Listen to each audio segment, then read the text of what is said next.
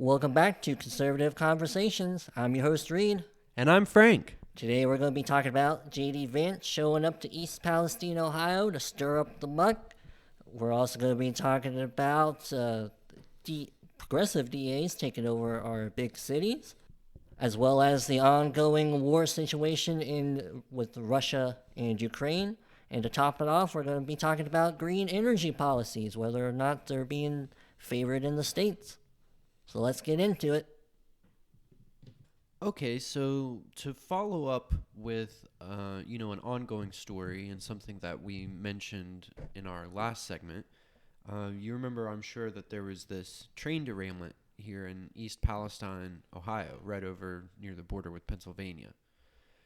And our newly elected senator, Republican, JD Vance, was seen over there. I saw a video on YouTube of him going down to like a creek bed. Have you seen this video? I've seen clips of the video, yeah. Well, he goes down to like this creek bed and he takes this big stick and he just like disturbs the muck in the creek.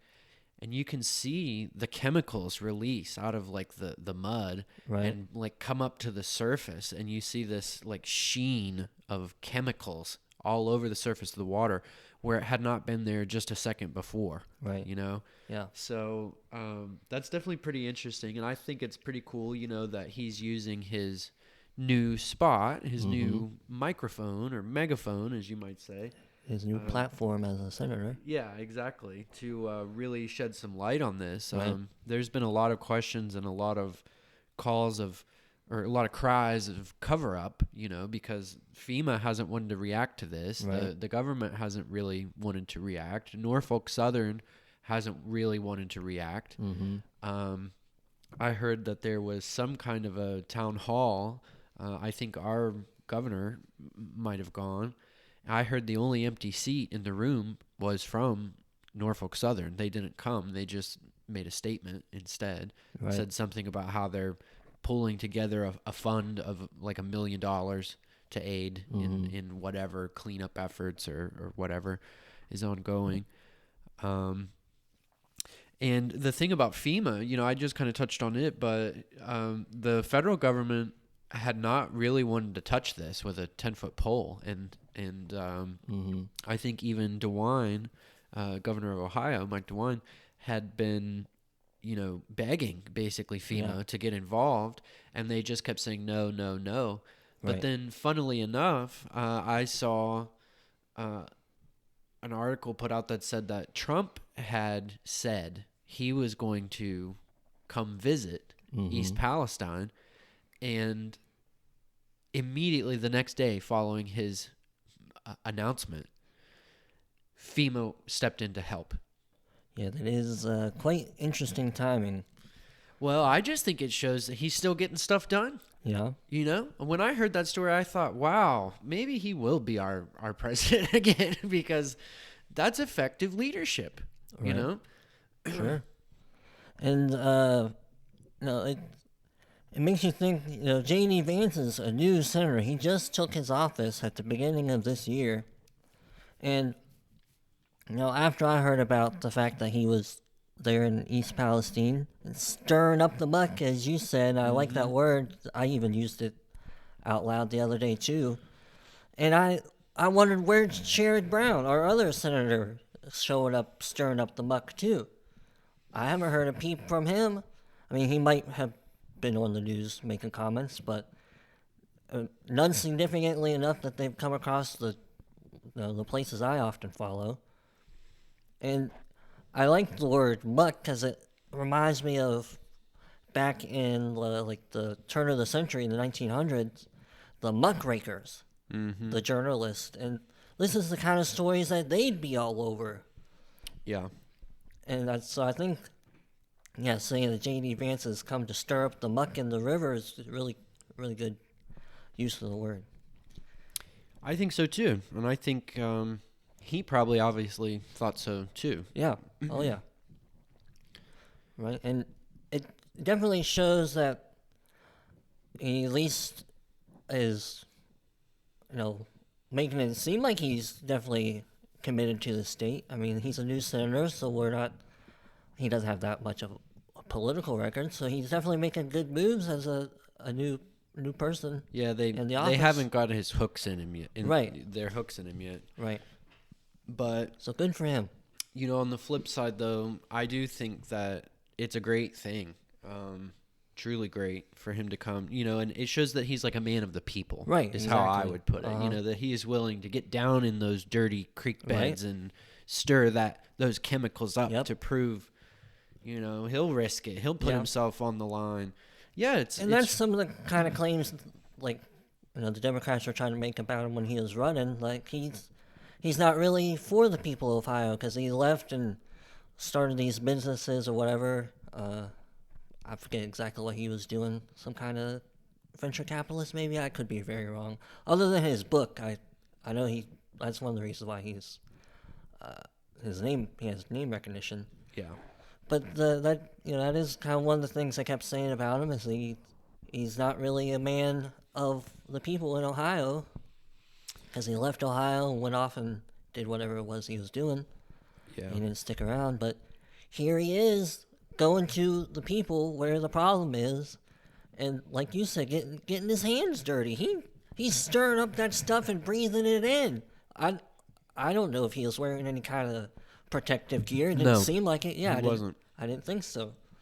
So good for him. I think it's quite a good political move for sure. Well, and I will just add one other. Well, I guess technically I'll be adding two more things, but I did see another video. It's not just the JD Vance video, but there are other videos out there.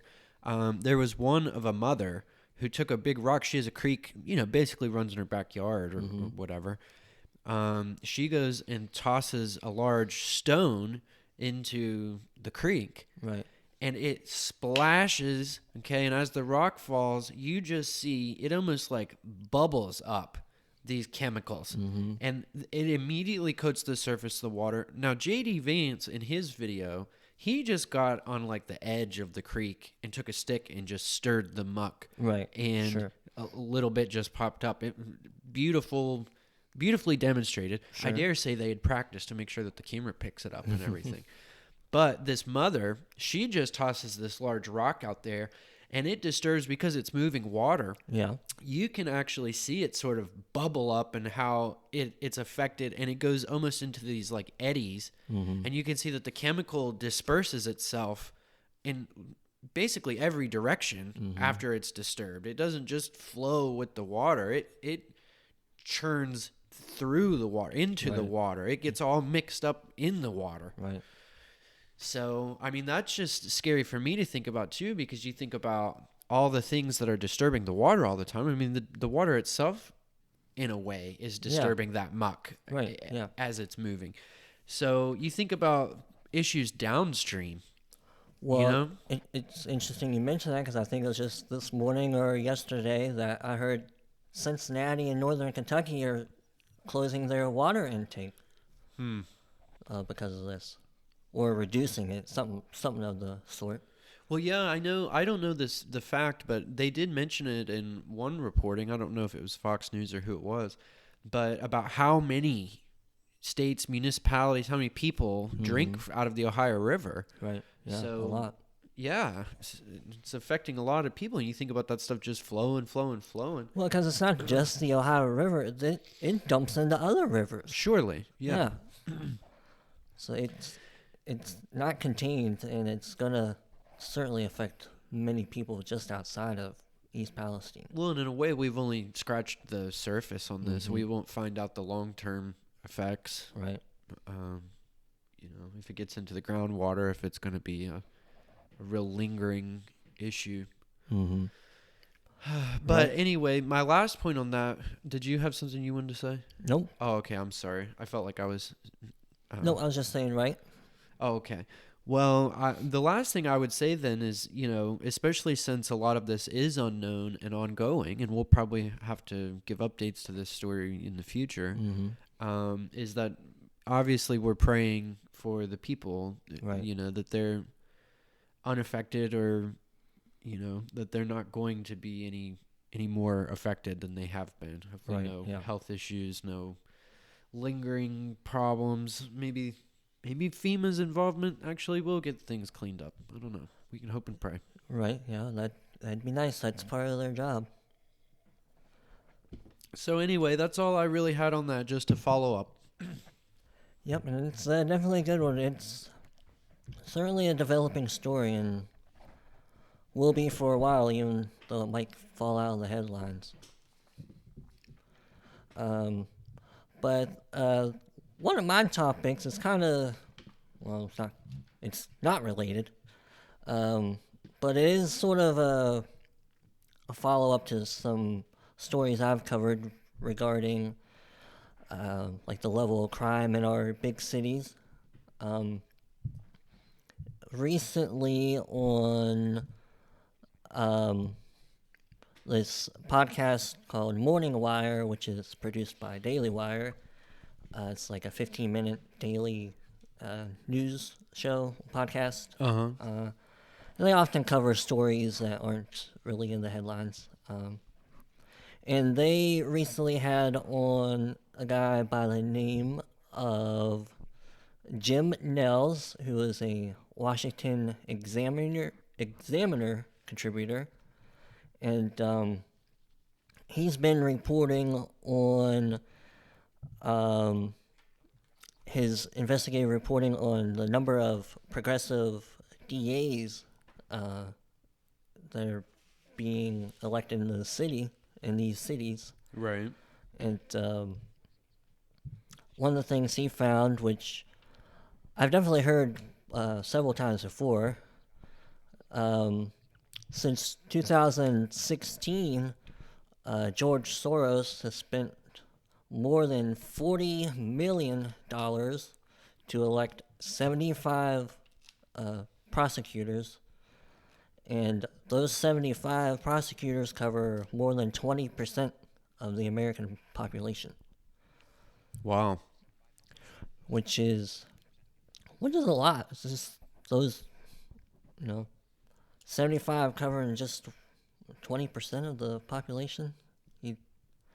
Seems kind of like a high percentage for that small of a number. Yeah. But he's found that these prosecutors often are funded by George Soros's political action committees, these PACs that raise funds and donate to campaigns and stuff like that. Right.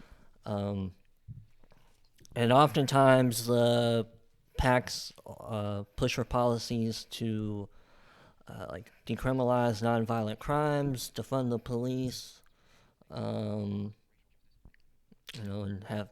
want to push for different social justice and racial justice policies, stuff like that. Right. The new justice, as some people call it. Right. Yeah. And he's found that in a lot of the cases in these cities, they're not able to, like, the politicians aren't able to get certain laws passed because they don't have the numbers for them. Right. So they just use these progressive DAs to not enforce the current laws. Isn't that clever? Yeah, it is. And he's got a few examples that he talks about in this interview, and I'll have a link to it in the show notes. Let's see where to go. Oh, okay. In Philadelphia and Chicago, an example of some of these nonviolent crimes that they decriminalize is resisting arrest. That's one of them in both cities.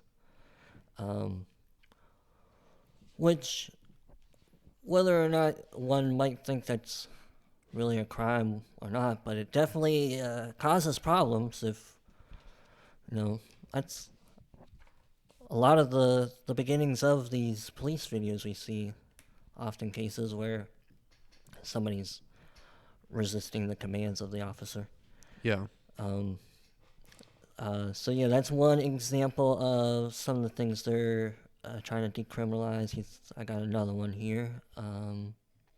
Yeah, also in the same two cities of Chicago, Philadelphia, the DAs aren't prosecuting people for illegal possession of firearms. For example, in Philadelphia, arrests for illegal possession of firearms are up 3 times since their level in 2017, but convictions for the crimes have gone down from 65% to 49%, in part because like the charges are being pled down, or they're just not being pursued at all. Well, And that's interesting.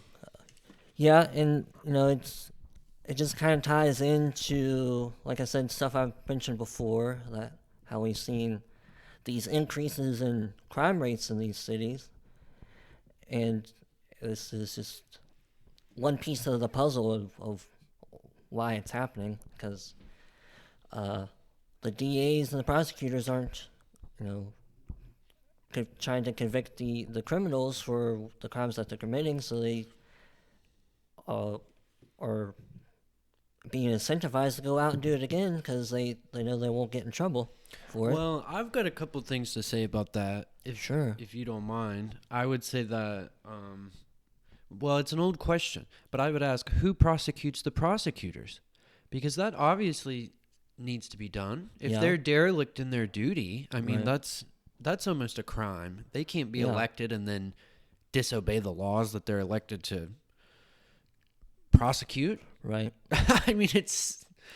Yeah, that is a problem. That's a horrible problem. Yeah. And then, so I would think of solutions, and there's an interesting one out there. I don't know that it's an American solution. We'll have to find our own. But, other nations have battled this George Soros, too. Mm-hmm.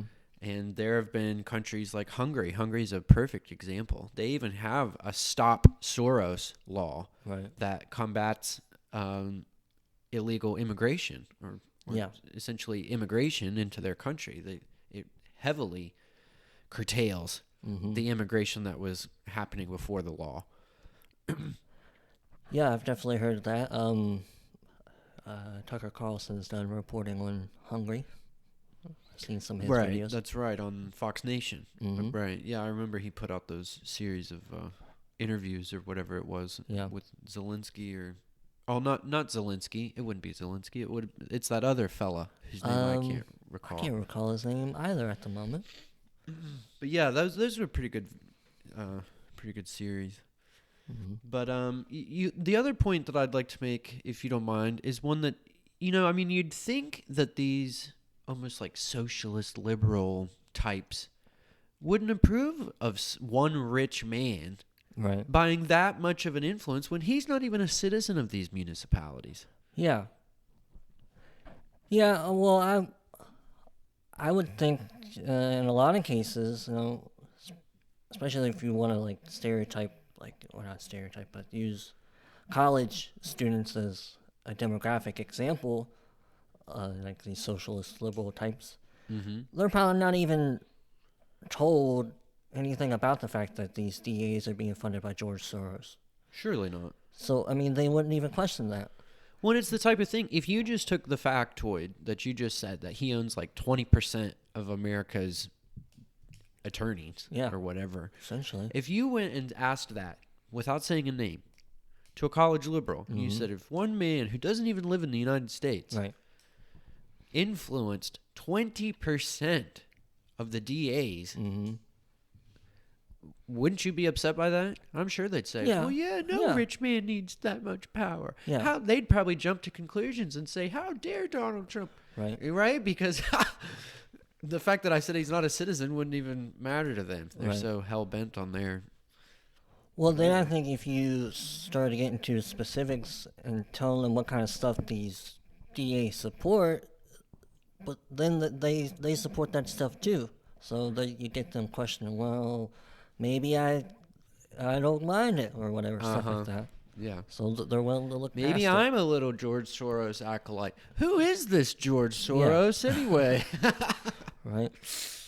Well, and lastly on this topic, this Jim Nels has previously reported And he mentions in this interview how the rates in crime and the fact that criminals aren't being prosecuted for the crimes has negatively impacted police officer morale. Oh, yeah. And which makes absolute sense. I said this out loud while I was first listening to this interview. How many times can the police go arrest the same faces over and over again before they get tired of doing it and discouraged from doing it? Yeah. But also, he's reported in his home city of Chicago that since 2019, over 3,000 police officers have left the Chicago police force, and only half have been replaced. And even more upsetting is that in Chicago, the police officer, I'm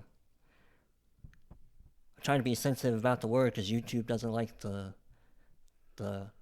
S word. Oh, yeah. Yeah. Well, You could say self-cancellation. yes, that works. 60%, no, I'm sorry, I'm just kind of saying this fact backwards. The self-cancellation rate of Chicago police officers is 60% higher than the national average. And on top of that... Do you mind to repeat that? Yeah. The police officers' self-cancellation rate in Chicago is 60% higher than the national average. Gotcha. Okay. Well, I think that actually would make sense. I mean, their Yeah. hands are so tied, and it's practically a war zone. Well, he also points out that since 2018, when Kim Fox took office, more than 20... And she's one of those Soros types. Yes, more than 20 officers have self-canceled themselves. Which is truly Tragic. sad. Yeah, Yeah. because he says nobody's reporting on this in Chicago very much, but luckily he is, and hopefully more people will see his reporting, especially in Chicago, and try to demand some change. It's just terrible. Yeah. They need... We've addressed it before on this channel, but it starts with that Lori Lightfoot.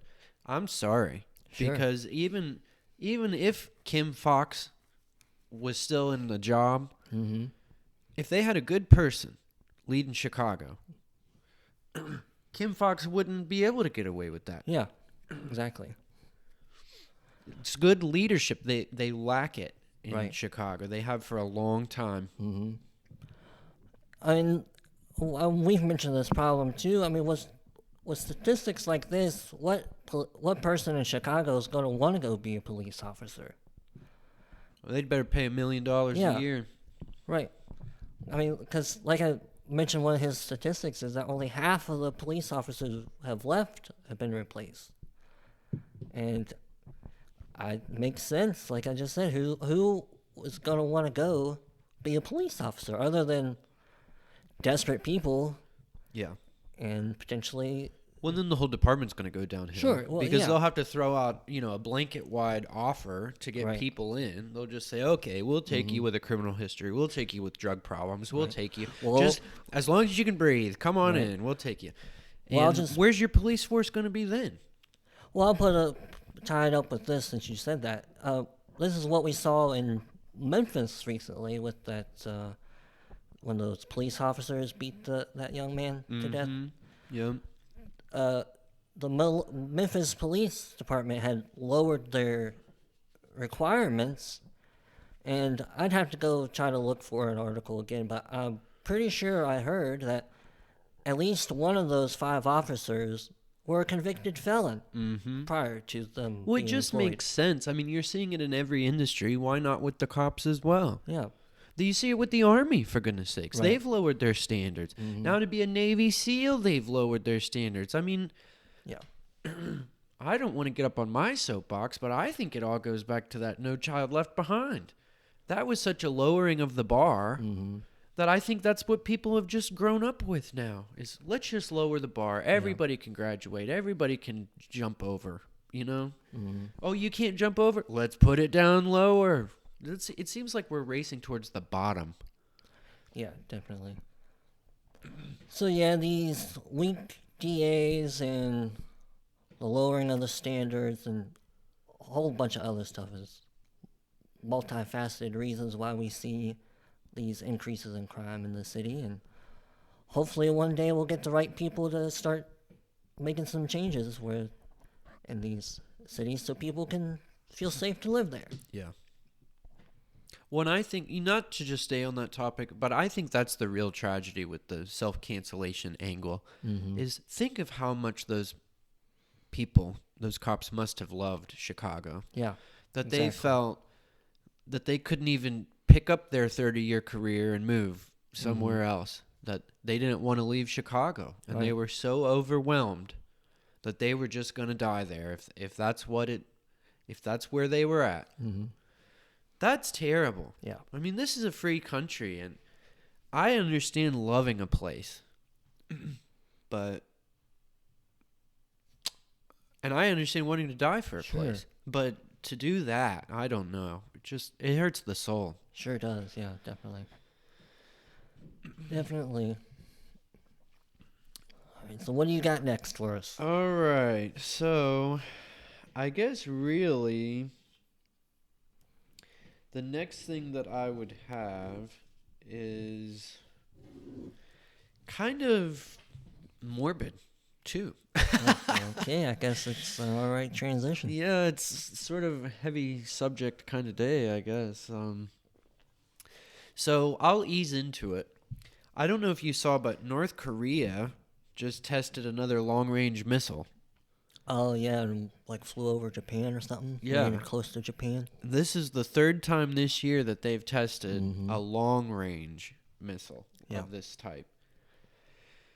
So, like I said, that just is... I'm trying to ease us into this next one. So another one is that, I don't know if you saw, but Biden just made a surprise trip overseas. Yeah, he like Ukraine. teleported over there. Yeah, all of a in the sudden. middle of the night. Don't know how he did it. Yep. Or it's his doppelganger, but I can't mention that. I know Jim Carrey's getting paid awfully well to be over there right now. Jim but Carrey? Jim Henson. No, I'm pretty sure Jim Carrey's Jim been Carrey, playing okay. Uncle Joe. I'm pretty sure. It's Jim Carrey in a mask. Oh, okay. All right, I got you now. But anyway, yeah, so he's just magically overseas. And I've heard that it's not going that well for him. Apparently, I heard some kind of news that, well, it's old news actually, that China and Russia made some kind of a pact. I think it was a year ago or 2 years ago. And now apparently China has been giving things like drones and other sorts of military equipment to Russia to aid them in this Ukrainian thing. And I guess they alluded that they're willing to go much further, much, much further to help Russia with this current predicament. And it's kind of stirred up some stuff that I was kind of thinking about the other day. I know I mentioned this to you privately, but I had just heard very recently some reporting that we, the United States, blew up the Nord Stream 2 pipeline. Remember me asking you about that? Yeah, and I had heard quite a while, probably not long after it happened, that was one of the speculations that we had actually done it. Well, there was just some recent reporting, an article published sometime in February this month, that laid the whole thing wide open. I sent it to you. It's in your email. It'll be in our show notes. But yeah, apparently back on September 26th of 2022, we blew that thing up. Navy SEAL divers went down and planted bombs and blew that sucker up. And Mum's kind of been the word about it. They don't really want to own up to it and acknowledge it. And but there's been some good evidence, and this article lays it out. that back on February 7th of 2022, so this would have been just before Russia invaded Ukraine. Yeah. Biden sent out a tweet that said that if Russia invaded, then the Nord Stream 2 would be shut off, canceled. Yeah, I remember that. Well, then it took them a while. I don't know why it took them so long, but they didn't blow it up till the 26th of that year, 2022. Then the next thing is in January of 2023, in official congressional testimony on the record, the Secretary of State for Political Affairs, Victoria Nuland, stated, and again I'll say on the record, that the Biden administration was very gratified to know that Nord Stream 2 is now a hunk of metal at the bottom of the sea. Interesting. So if that's not owning up to it, I mean, she says we're very satisfied. Or what does this say? I think it's supposed to be gratified. Very gratified to know that Nord Stream 2 is now just a hunk of metal. So apparently, I mean, I don't know how to prove it. There's an element of conspiracy to this, but apparently, plus I've told you before, this has been ongoing for over a year now, apparently. But this is all just like a big fight over energy. And if this Nord Stream 2 went online, Russia was going to be selling cheap, comparatively speaking, cheap natural gas and oil and whatever it is to Western Europe. Yeah. And I think primarily Germany, but yeah. Yeah, Germany too. Yes, of course. But they were going to be making lots of money, and they were going to have these lucrative partnerships, this sort of alliance, if you will, because of necessity. They need the pipeline. So yeah, to Germany for sure. It was mostly Germany, but all these other Western Europe states, maybe even some of the Central European. Sure. I'm not sure of the exact list. But so our interests were being threatened, right? In a way, you might call them political alliances were being threatened in a way. Apparently, we sell natural gas and oil and stuff to Germany and to Europe, right? So I don't know. I just find it very interesting, and especially the way Biden's hinting just a couple of days before Putin goes into Ukraine. If you do it, you see what I'm saying? There's something super fishy about all this. Right. And I just think it's interesting. I mean, the article, you might have heard speculation at the time, and I'm glad you put it that way, because this article didn't come out until sometime in February, but he actually lists how many Navy SEALs there were, the dates, the times, the responses from the government, the fact that this was actually testified to just back in January. This woman named Victoria Nuland. So I don't know. I just think it's interesting. And there was this great Fox News piece that I just saw today where this lady was on, and she was talking about how not only what I was saying before about how China seems to be gearing up for war in a way. They keep telling Russia, we'll help you out. Take this weapon. Take this thing. Who knows? Maybe they're gearing up for nuclear. I hate to say it. I don't know. I don't want to be a warmonger. I'm not that Bolin guy. What's his name? I can't think. He worked for Fox News. He was one of Trump's advisors. I can't think of who you're talking about at the moment. I can't think of it either. I can see his face. But anyway, one of the other things that she mentioned is that Russia, Putin, is putting up like something like 500 million troops. He has like 500 million troops in training right now that are about to become available. 500 million? Do you mean 1,000? I don't believe so. I mean, we'll have to look at the source maybe, but it was a big number. Yeah. And she was talking about how he plans on grinding away at this, doing it forever. Right. Whereas the United States, you know, our taxpayer base is being bled dry and getting sick of this. You know, we don't even really understand what's going on. And there's some other issues. We've been supplying them weapons. Well, it just came out in an official report that our strategic supply of weaponry is dwindling. Of course. And not only that, but this has been a war, a hot war with lots of bullets flying. They say on average 5,000 bullets a day.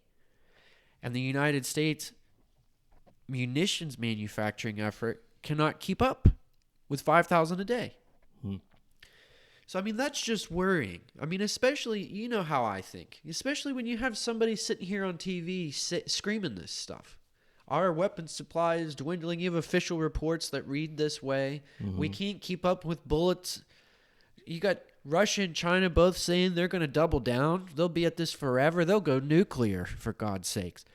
And we can't keep up with what you might call a, what do they call that? Where it's a proxy war. Yeah.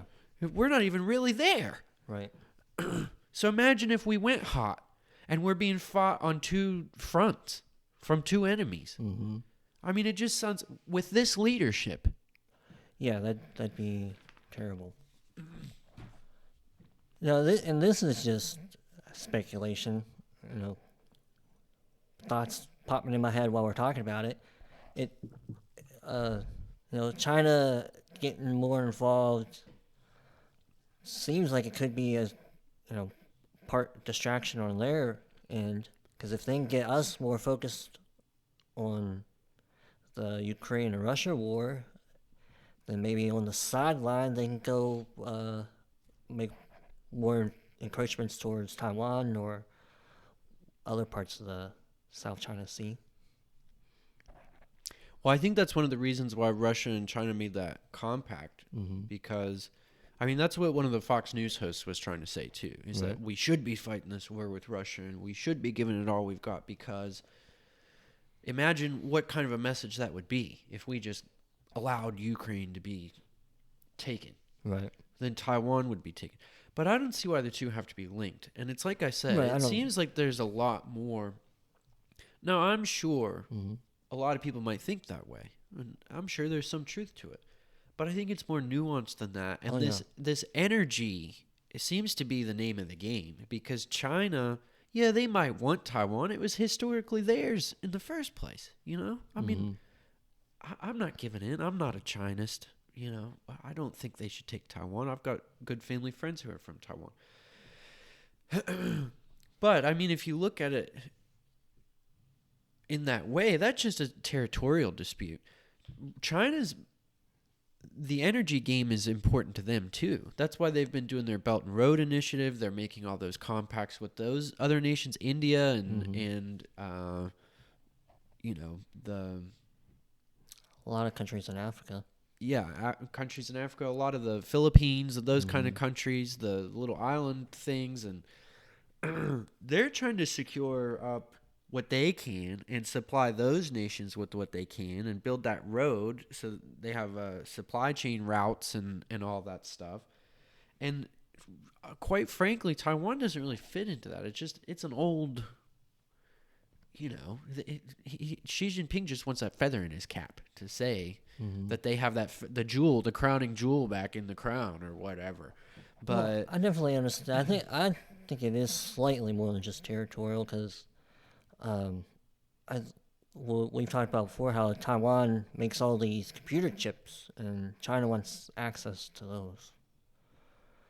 Because, I mean, China might make some of their own, but I don't think they produce them in the same quality and quantities as are made in Taiwan.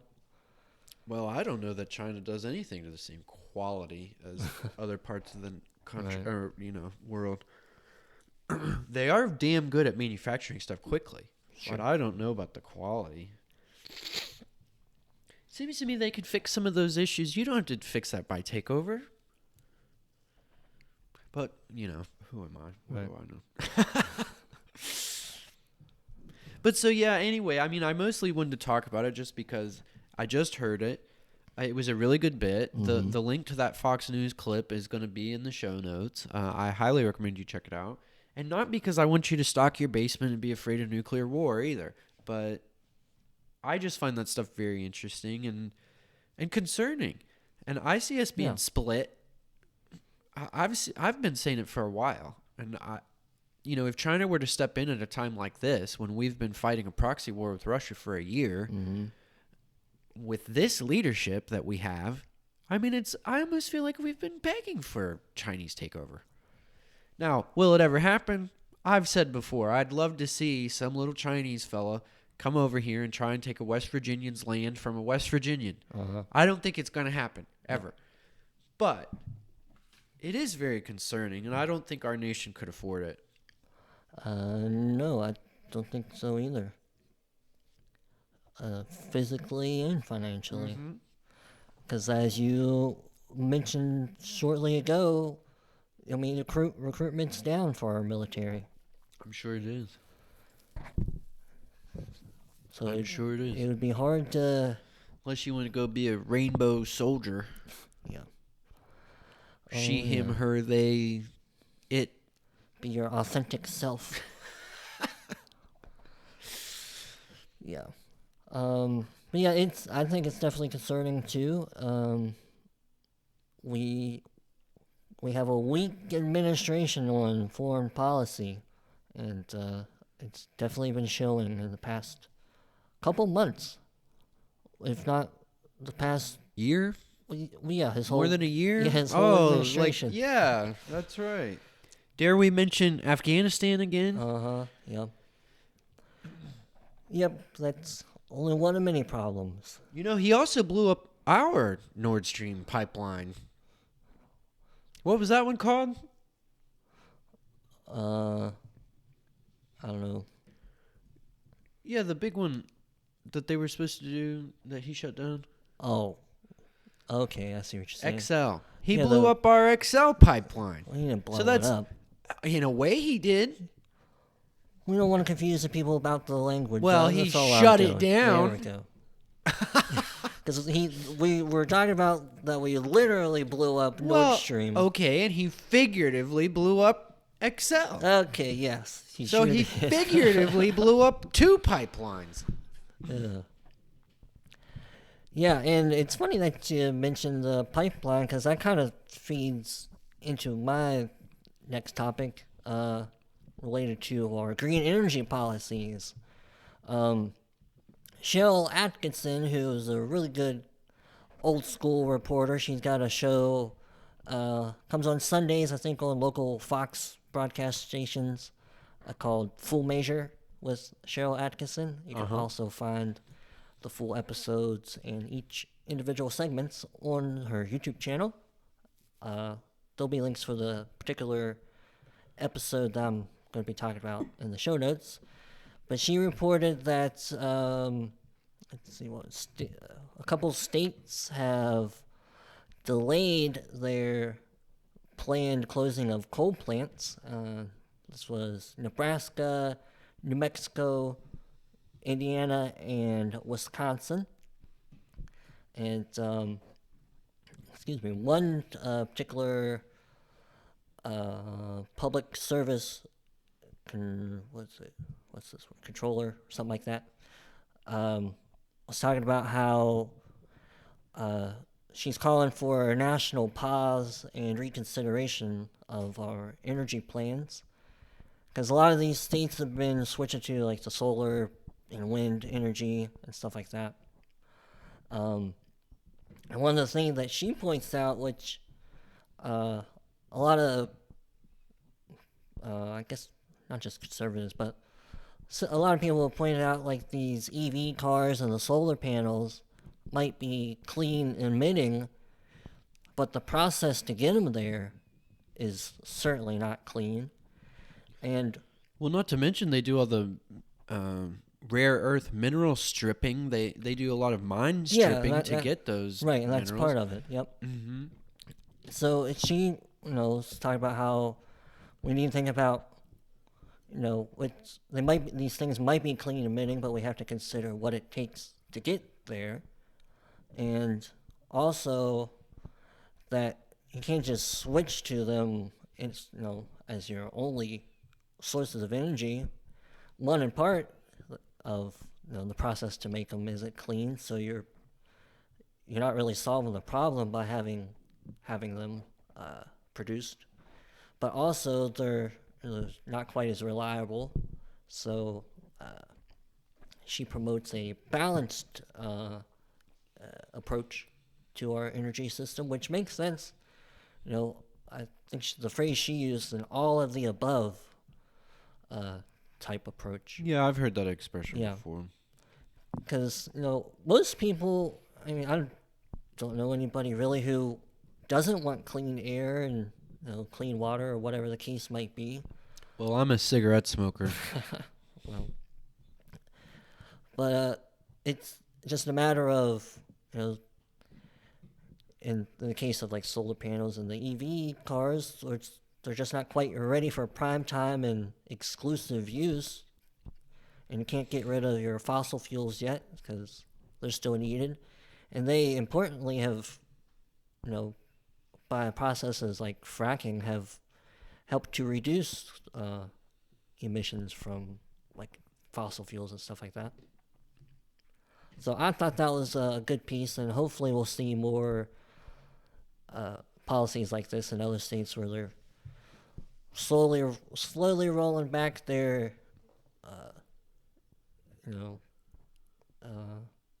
strive to be like only on solar or wind, stuff like that. Well, I do think it's interesting, and it's just like what we've already talked about, in my opinion, because it's another one of those where good leadership would go a long way. Yeah. Because if you look at the current leadership that we have for these go green initiatives and the save the earth people, there are people like the Greta Thunbergs of the world and what's his name, former Vice President Al Gore. Oh yeah. But one of my favorite things that was ever said to me, I had some really good bosses that I used to work for, male and female couple, and they made okay money. He was a doctor, she was a nurse. They made pretty good money. And he once said to me, the husband did, he said, look at us. We drive a Prius. Me and my wife, we both drive a Prius. He said, you look at people like Al Gore, they go jet setting all over the world. They might be in 3 different countries in the same afternoon. How much CO2 is that putting into the world just so they can show up and say, hey, guys, we got to do better. We got to think green. We got to save the whales. We got to do whatever. Where he says, look at us. We're two little people in Ohio. He said, at the time we went to buy this car, we bought what we thought was the smartest choice for the environment on gas all around. Yeah. But they definitely considered environment when they bought their vehicles. He said, now tell me, what more can we do? Look at somebody like Al Gore. Yep. And then look at somebody like us. What more can we do to really help? I mean, we recycle, we drive a Prius. What do you want me to do, Yeah. And that's what kills me is if you listen to these people, a lot of it's this like shaming, this bashing, like you need to be better. You all need to change your ways. And who is it that really needs to change? Right, exactly. I mean, and I'll just give you one last tidbit because it falls off of what I basically just reported, even though I'm just recycling what somebody else reported. But Biden, somebody like a Biden, he wants to be green. His base loves that stuff. Is it green when they go and blow up pipelines? No. Probably not. You think his people would love that? Nope. The people in his base, the liberal types. Right. So another one of those, if you just went to a college campus and say, which president blew up a pipeline feeding Germany natural gas? Right. Trump. Yeah. Nope. You're wrong. Right. Well, I mean, when talking about the environment, if we go back to the train derailment, Yeah. I feel like it took days before any kind of environmentalist group started squawking about it. Well, you're exactly right. The question was asked, if these hazardous materials were on this train, why wasn't it labeled as such? And the response from the federal government was there wasn't enough hazardous material on the train Interesting. for it to be labeled that way. And we're thinking, well, I thought you guys were liberals. Wouldn't anything be? I mean, look at California. Right. You can't buy a stick of gum without a hazard label on it that says it contains chemicals known to the state of California that can cause birth defects and cancer and blah, blah, blah. And that's Right. on every product they sell in California. Right. Well, my day job is retail and clothing and related items, accessories, and there are some items we can't ship to California because and rules like that, environmental rules. Yeah, so I'm just saying, I mean, that's the model. California's the liberal Yeah. model, right? And then you take the EPA under a liberal administration and they say, wasn't enough. Right. You got East Palestine crying, saying, give us answers, give us something. The government says, we're not really interested. Right. Well, I mean, using California again as the example, when talking about this, all of the above type approach, well, that's certainly not the approach they're taking because they push for all the solar panels, the winds. They want to make sure you can't buy a gas-powered car by, I think, 2030 or 2035, something like that in the state. I'm sure it is 2030. Yeah. And every summer, what do we hear about California? Rolling blackouts. Exactly, because they can't keep up with the demands of their electric grid because their solar panels and their wind turbines can't cover it all. Yep. So, like I said before, hopefully we'll see more states realizing and more leaders in the states realizing that these one-size-fits-all policies with energy aren't going to work. Yeah, that's right. Because there's nothing wrong with going green. Yeah, exactly. Like I said, everybody wants a clean environment. It's just a matter of how we get there, and right now the process of getting there isn't all that better. Yeah. And I think that's it. That's all I got. That's all I got. Nice. I thought that was a pretty good show. And folks, if you enjoyed our conversation today, please let us know in the comments on our YouTube video. You can also leave a rating and review on your favorite podcast platform, wherever you find your other podcasts, Apple, Spotify, and many other platforms. You can visit our website, contemporaryconservative.net, for some additional content.